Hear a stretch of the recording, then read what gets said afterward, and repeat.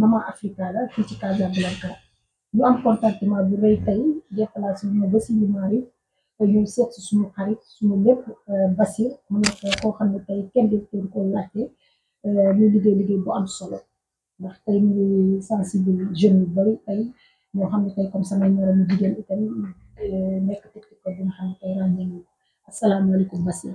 waaleykum salaam Maman Africa am mbégte rek ak contenté di voilà di def entretien bi tey interview bi ak bu voilà je vous rappelle que c'est une dame très importante pour sa communauté qui est en train de faire un travail remarquable voilà pour les Sénégalais pour la société africaine subsaharienne voilà donc c'est un plaisir en tout cas ma yoon contenté bu baax nag tey pour participer si émission bi ni tey la lumière du jour.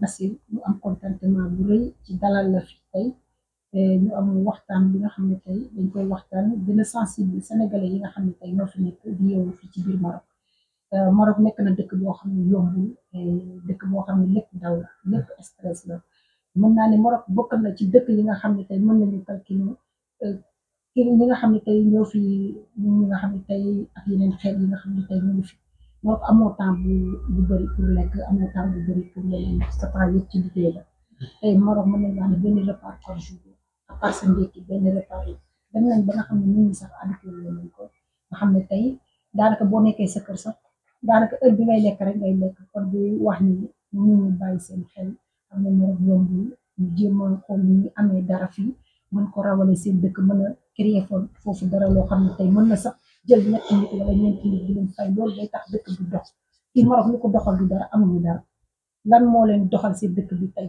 mën nañu wax ni commerce ci la bokk ak seen état da leen financé tey banque boo dem mu financé la nga liggéey oto doo ko jënd cash da ngay pere nga ko jël kër aussi la même chose leneen yëpp la même chose kon tey bu ñuy waxtaanee yow ñu gis ni que jeune bu am talent nga am nga ay projet yoo xam ne créé nga ko tey ci équipe boo xam ne tey boo sañoon tey sa dëkk da nga fay taxawal loo xam ne nu mu dee di nga jël même bu dee 300 personnes wala 400 personnes.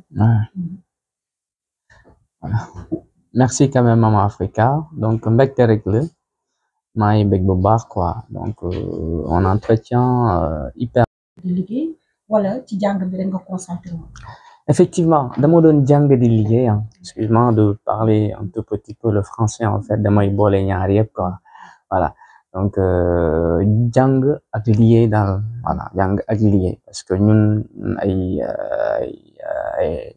ñun dañuy xarmat ñun on a toujours vécu en tout cas cet esprit en tout cas d'abnégation cet esprit de combativité de travail de voilà ñun dañ ko tàmm depuis l'université au Sénégal je suis Casamançais quiconque connaît un Casamançais ce sont des gens qui sont vraiment ambitieux ce sont des gens qui sont vraiment rigoureux qui aiment le travail des honnêtes gens donc bi ma fi ñëwee donc je pouvais pas me consacrer seulement sur les études parce qu'il y avait quelque chose qui m'attendait derrière les parents aussi donc un avenir que je voulais construire mais aussi un avenir pour ma famille voilà pour mon pays voilà avoir de la connaissance mais aussi avoir du travail et pour pouvoir un jour exploiter toutes ces expériences que j'ai vécues ici au Sénégal donc loolu la woon quoi jàng ak liggéey loolu la woon quoi man am naa ci diplôme master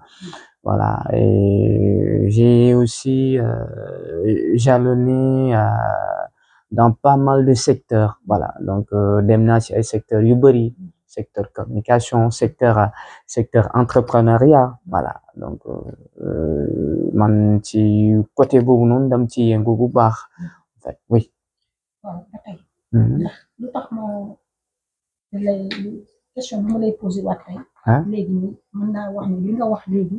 yaa ngi doon liggéey en même temps yaa ngi doon jàng di liggéey. oui nga bëgg a jàppale sa bopp jàppale sa famille. ndax pression boobu nga xam ne tey mën naa ne du famille yëpp ñoo koy teg seen njaboot nga xam ne tey da ngay génn nga yaakaar ne sa doom mu ngi ak adduna bi ci biir fu mu nekk Maroc bii nii ak Sénégal ñoo yem seen dund soriante wu ndax dund bi fu mu amee différence xëy na peut-être fii yaa ngi nekk fii yaa ngi liggéey yow kese la xëy na boo amee benn organisation bi mën nga fi jëlee dara mu jëlee bi muy xam-xam mën nga fi amee tuuti nag mais du bëri parce que dañu ne tukki boo ci jëleewul alal di nga ci jëlee xam-xam kon tey damay laajte ndax pression boobu yow doo ko dund pression bi nga xam tey famille day taxaw nga génn yow kenn rek xamuñu lan ngay dund ci àll bi ñu lay woo di la car-car yónnee li yónnee la loolu noonu soo ko dund fii Maroc. Bon, je vais dire alhamdulillah, mais c'est un alhamdulillah un peu nuancé parce que quelque part quand je parle, je ne parle pas pour moi seulement parce que j'ai vécu avec des gens, voilà, qui ont aussi une situation qui est vraiment pas du tout favorable quand même. Donc pression amna quoi, pression amna. Voilà, parce que je dis que la plupart des Sénégalais qui sont là ou bien des Africains, des subsahariens qui sont là, il y a de ces âmes-là qui sont complètement ballottés dans le casseau du désespoir. Voilà, l'espoir est complètement à côté. Voilà, parce que tout qui de métier, franchement, tout qui de métier. Voilà. Donc pression amna, forcément il y a de la pression parce qu'il n'y a pas que l'argent aussi qui fait le bonheur. Du xaalis kese mooy indi bonheur tey quoi. Voilà, parce que même fait que yaa ngi dund, mais je me dis qu'en fait c'est un milieu un peu stressant. Voilà, le milieu maghrébien c'est un milieu un peu stressant parce que yow li nga doon dund Sénégal di nga fi ñëwee doo ko dund ce social qui existait en fait, c'est cette masse qui existait. Voilà, aller parcourir dans les maisons, ça n'existe pas ici, hein. Ici c'est le travail. Une fois terminé la journée de travail, c'est le lit, ainsi de suite. Ça devient des journées quotidiennes de travail. En quelque sorte, l'homme n'arrive pas, la personne, ou bien nous n'arrivons même pas à avoir une vie qui nous est favorable. Voilà, une vie qui est équilibrée entre la salubrité, la tranquillité et la sûreté, mais aussi une vie aussi avec des détresses en fait, parce qu'on n'est pas tranquille en quelque sorte. Mais pression bi tamit souvent je me dis que pression bi day jóge depuis le Sénégal. Il y a de ces ans, il y a pas mal de Sénégalais, hein.